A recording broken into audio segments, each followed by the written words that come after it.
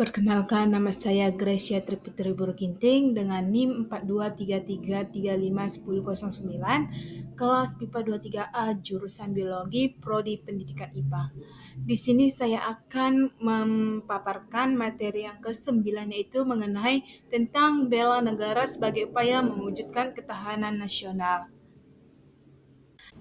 Baik, materi yang pertama yaitu mengenai pengertian ketahanan nasional. Secara etimologis, istilah ketahanan nasional berasal dari bahasa Jawa, yaitu tahan yang berarti kuat, tangguh, dan ulet. Kata tersebut juga berarti dapat menguasai diri, tidak mudah menyerah. Ketahanan berarti kekuatan, ketangguhan, dan keuletan dalam kerangka kesadaran. Kata nasional berasal dari kata bahasa Inggris yaitu nation, yang berarti bahasa yang bernegara.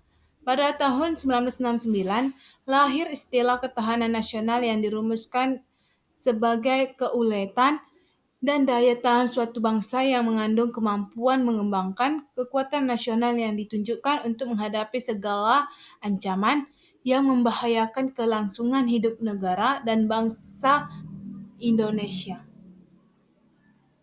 Selanjutnya materinya itu mengenai sifat-sifat ketahanan nasional Indonesia.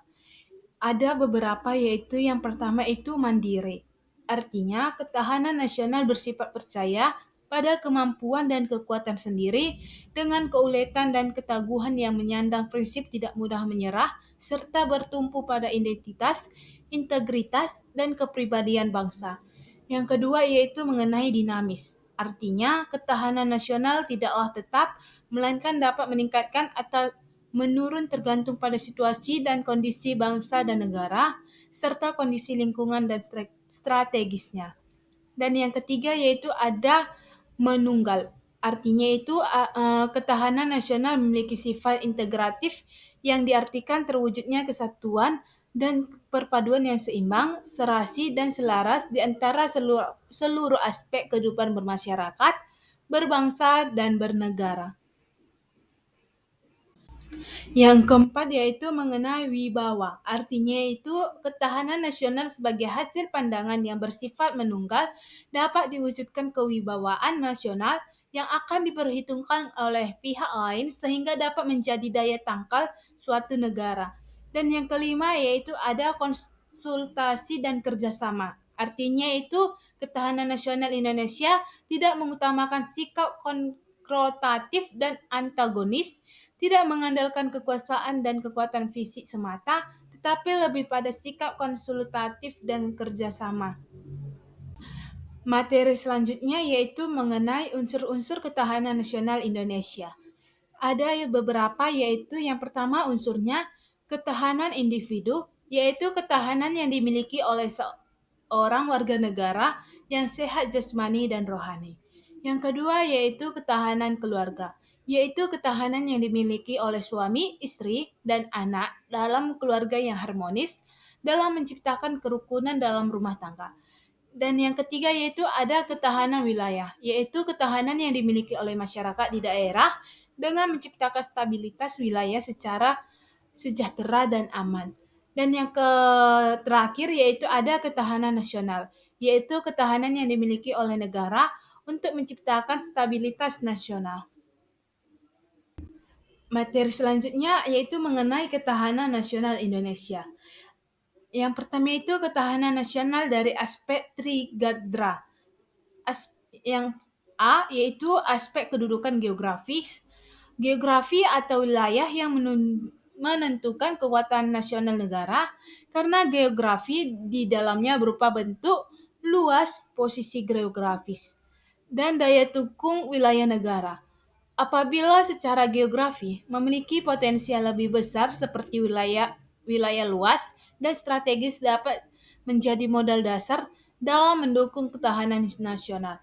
Yang kedua yaitu ada aspek kekayaan dalam alam, yaitu pada dasarnya sumber kekayaan alam dalam suatu wilayah, baik kualitas maupun kuantitasnya, sangat diperlukan bagi kehidupan nasional. Oleh karena itu, keberadaannya perlu ini juga dikelestarikannya.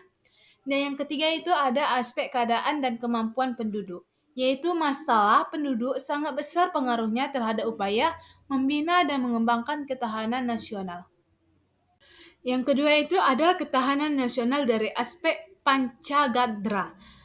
Yang pertama itu ada aspek ideologi. Gadra ideologi menunjukkan pada perangkat ideologis untuk mempersatukan persepsi dan mempersatukan bangsa, yaitu Pancasila. Hal ini dikarenakan bangsa Indonesia merupakan bangsa yang memiliki keanekaragaman yang tinggi.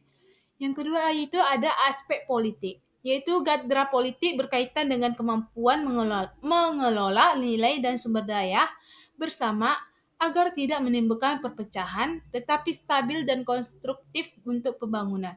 Yang ketiga yaitu ada aspek ekonomi. Gadra ekonomi yang dijalankan oleh suatu negara merupakan kekuatan nasional negara yang bersangkutan terlebih di era global sekarang ini. Bidang ekonomi berperan langsung dalam upaya pemberian dan distribusi kebutuhan warga negara. Kemajuan pusat di ekonomi tentu saja menjadi negara yang bersangkutan tubuh dalam kehidupan dunia. Selanjutnya itu ada aspek sosial dan budaya. Dalam aspek sosial budaya, nilai-nilai sosial budaya hanya dapat berkembang di dalam situasi aman dan damai. Tingginya nilai sosial budaya biasanya mencerminkan tingkat kesejahteraan bangsa, baik fisik maupun jiwanya. Dan yang terakhir yaitu ada aspek pertahanan dan keamanan.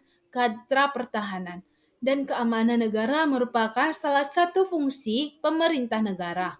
Negara dapat melibatkan rakyatnya dalam upaya pertahanan negara sebagai bentuk dari hak dan kewajiban warga negara dalam membela negaranya. Sekianlah dari hasil paparan dari bab ke-9. Apabila ada kata-kata yang kurang atau kurang berkenan, saya mohon minta maaf, saya mengucapkan terima kasih.